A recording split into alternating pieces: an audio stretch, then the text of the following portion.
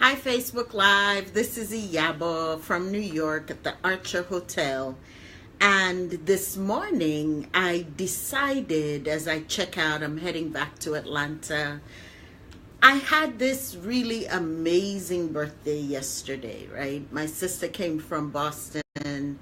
We spent Tuesday evening together, yesterday morning together, and all day yesterday I was at a mastermind at Convene in Times Square, and it was wonderful. I mean, it was so perfect. I wanted to put this together for my birthday, just be with family, have a good time, be in a different setting, and most of all, I'm very committed to growing and really pushing myself with Coach Iyabo and Leadership Matters this year. And so, of course, when you put it out there that you want to do something amazing, and sorry for the mess in the background, whatever, I'm checking out of the hotel. Whenever you decide you want to do something amazing like that, all kinds of opportunities come along. So this morning, I want us to talk about I'm going to tell you two little stories, and I'm going to connect them, and they do not appear to have anything to do with each other, but they really, really do. So at the mastermind yesterday at my table, here was one woman who wanted to make $10,000 a month in her business. And here was one guy who wanted to sustain making $100,000 in his business each and every month, right? And so the woman who wanted to make $10,000, all of a sudden, because of this diversity, and these two people were not in the same industry, very, very different industries.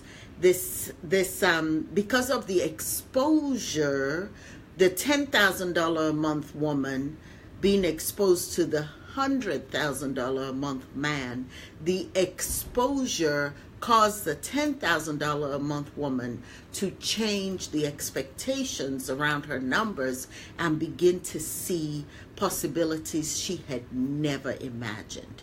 One person was from Canada, one person was from California, very different industries. That is diversity, right? So even when you expose yourself to a whole different set of people, another industry, it creates opportunities in your mind by linking new information together that helps you move forward. Hi guys, hi Steve, hi Chris. Thank you for joining me. The other story of diversity I want to tell you about is something that just you've never seen me mad on Facebook Live. So most of you know I went to Candler School of Theology at Emory University, and there was another Nigerian young man there who came from Nigeria. He's a Baptist minister, and finally, after 2 years of prayers and awesome miracles, his family came, and he has 3 little boys, and one of the kids I think is like 7 years old. And at school today or yesterday, this other kid tells my friend's kid, go back to your country, go back to where you came from.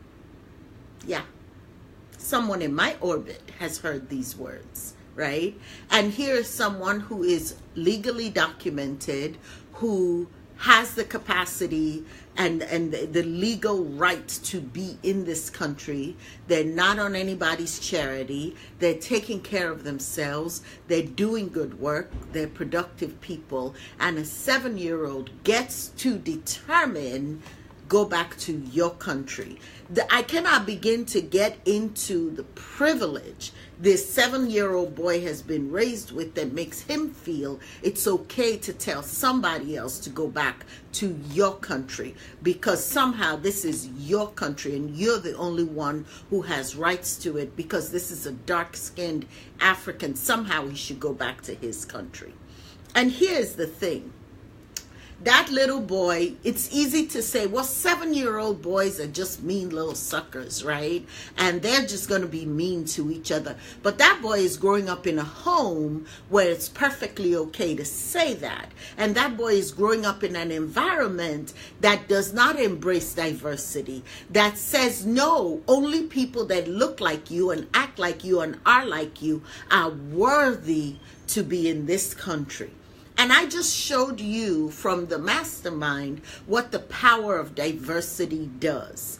This is the argument I have always had with white America. White Americans are not the best white Americans they can be without diversity, without inclusion. They're living in this small little box that says I'm a little me and I have to protect my little me territory. Otherwise, I lose everything. Whereas when you actually embrace diversity, inclusion, equity, and dignity, it makes you bigger and better and badder. That's the thing with diversity.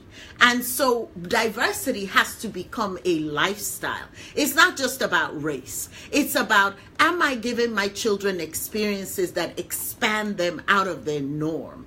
Am I creating a story of what normativity looks like for my children that is sanitized and whitewashed and it's a very narrow thing? No, you give your children such diverse experiences so that they can grow and expand. You don't want your kid to go to school and only learn science. You want them to learn English. You want them to learn biology, chemistry, physics, math. You want them to learn art. You want them to learn life skills. You want them to learn a different language. That is a form of diversity. It expands the mind. So excuse me for my rant. This thing was very, very painful to me today to hear a 7-year-old who is legally documented in this country being told by another white little 7-year-old boy, go back to your country. We've got to change this culture of how success and normativity is this big and can only be this big and only 5 people fit into it. It's got to change. Not on my watch. You're not going to be in my orbit and not hear about this. So anyway, rant over. What has this got to do with powerful, positive possibilities and leadership? Well, leaders embrace diversity. Leaders understand the value of diverse thought. Leaders understand being pushed up against. Leaders understand being uncomfortable. It is a positive thing to be diverse. And diversity requires choice. Diversity requires choice. You have to be uncomfortable embracing diversity. If you're not uncomfortable with it, then something's gone awry. Maybe you're not uncomfortable with it because you've gotten used to it, but it's important to continue to push yourself out of your comfort zone. It is for your survival, not just mine. I'm going to be okay, but your survival requires it, especially if you're a white American majority person. That's Iyabo. This is Iyabo. That's all I have to say on this. Pray for that little boy, would you please, that his heart would not be broken, that he would come to understand that America has problems. You know, this is not heaven. This is not utopia. We have problems and we work through them. And I pray that little 7-year-old boy is resilient. And I pray the little white 7-year-old boy expands his capacity and his understanding and rises above where he's being brought up in. Please leave a message, engage with me, and let me know what you think. Thank you. Bye-bye.